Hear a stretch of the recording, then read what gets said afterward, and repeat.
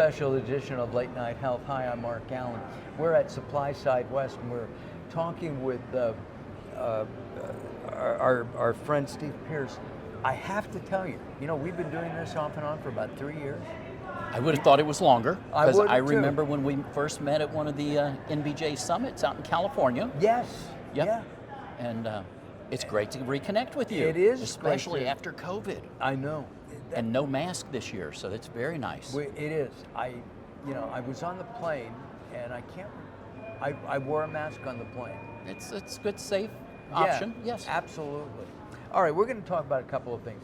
We'll start by talking about the Clean Label Alliance. Yes, sir. So one of the things, and I'm hoping I'm getting this right, I was talking to a doctor, an Yes, MD, sir. Okay. right? And he said it doesn't matter what's on the label, there's no regulation, it doesn't have to be in that bottle. If it says vitamin C, 1,000 milligrams, it could be sand. I hope his medical knowledge is superior to his understanding of the dietary supplement industry, regulated by the FDA. So we've got the same regulations as the foods, so food and dietary supplements, while pharmaceutical is a different world, but no, they are regulated. It's a misconception. I don't know where it started, but no, it's definitely regulated. How long have you been in the natural product supplement industry? 30 years ago, last month, we started into the natural food industry, and about 10 or 11 years ago, we moved over into dietary supplements. All of our products are natural. Then we started making certified organic, and we have exported to some 40 countries around the world. So we've been doing this 30 years, and the crazy thing I tell people that know me and see me in person, I used to have hair when I started this thing. Got a lot of miles. So in that 30 years, you've watched a lot of changes within the supplement industry and the natural food industry? I would say yes. In the beginning, one of the first things that hit, what is the definition of fat-free?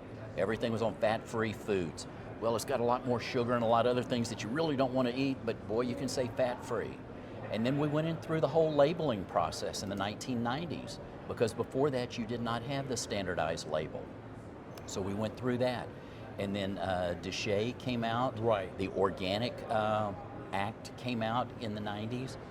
There was a lot of things changed in the 90s, and as I reference back on things, it seems like most of the US, a lot of the world was better living through chemistry from the end of World War II really up into the 90s.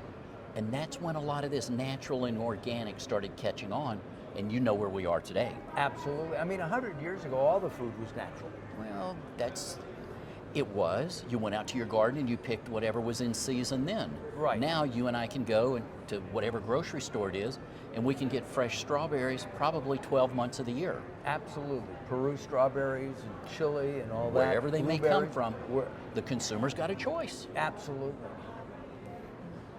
With DSHEA is really important. It's the label that says has not been evaluated by the FDA. It doesn't cure or prevent any disease. I like it, but it needs to go further, in my opinion. Well, like virtually all things in life, things evolve. And if we're on top of our game, we try to improve our game. We like to lay a good foundation and then build up from there. And as times change, as consumers' desires and demands change, we hope that the legislation, and you and I are both old enough, we were well into our business years before this thing called the internet came along. Okay, And there was no email. And I told somebody who was younger than I was, I want to go take a class to learn how to do this internet thing. And they said, no, you just get started and start key punching. Yeah. Okay, so with that as a reference point, there was a time before we had DSHEA, there was a time before we had preservatives, there was a time before we could get fresh strawberries all year long.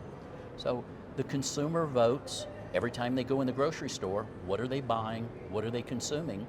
And today, natural, clean label, organic, sustainable, are all very big philosophies and desires of the consumer. walking around here at Supply Side West, and Supply Side is an industry-only convention, and it's a place where if we wanted to do Steve and Mark vitamins, Yes, sir. we would come here to find out a manufacturer. We source vitamin C, vitamin D, and etc. Yep. And so I noticed some of the vendors are saying clean label. Oh, yes. Right? RIBUS trademarked the name, the original clean label ingredient company. We were talking clean label 20, 25 years ago. We were way ahead of the market. Thank heavens we've stayed in the market the entire time, and the market has caught up with us. And it's clean label, and the new buzzword over the last couple of years is plant-based. And whether it's plant-based proteins or plant-based ingredients, we're seeing a lot of that. Some people wanting to move away from animal. And again, we are very fortunate in America and in many places around the world. We have many options of what we choose to consume. We've got choices in the grocery store, we've got online ordering, we've got direct delivery, we've got many different options. And so the consumer is really the one that's in the driver's seat, and it's those of us in industry listening closely to the consumer, a little bit of anticipation, but delivering on what the consumer wants. The Clean Label Alliance, Yes, sir. to me, equates to transparency. Very right? true. And that what's on that label is inside the product? Yes and yes. Transparency is a choice that the manufacturer makes. Your ethics, your honesty are choices that you make. Transparency, I use in that same framework. Right. But the Clean Label Alliance was formed by 4 or 5 companies that decided we're all calling on the same customers, and this new thing called Clean Label, RIBUS is offering some new ingredients that are alternatives to some of the chemistry lab sounding words. How do they work? Are they similar to the old-fashioned chemistry lab, or do they handle differently? We've learned how to work with it, so we partnered up with people like Capsugel, now known as Lonza, Bosch Equipment Company is now known as Centagon, Biogrund, who is powder engineers and coating engineers when it comes to tablets and capsules. And so we all teamed up together to be able to provide free technical support to any company trying to make a clean label dietary supplement, whether it's a tablet, a capsule, an effervescent, or maybe just a good scoop of weight gain or weight loss powder. Weight loss, I need some of Well, that. we all fit in different categories, and I've been in all of them, trust me. So, Steve, one of the things that you do is you have functional food ingredients. Yes, sir. That help manufacturers. My understanding is if you have a capsule and you want to stick vitamin C or vitamin D into this capsule, Yes, sir. And in a powdered form, you need something that will work with the equipment sticking the vitamin into those little capsules without gumming up the capsule equipment. I'm going to quote you on that. You did a night. You're so eloquent, and yes, you're absolutely right.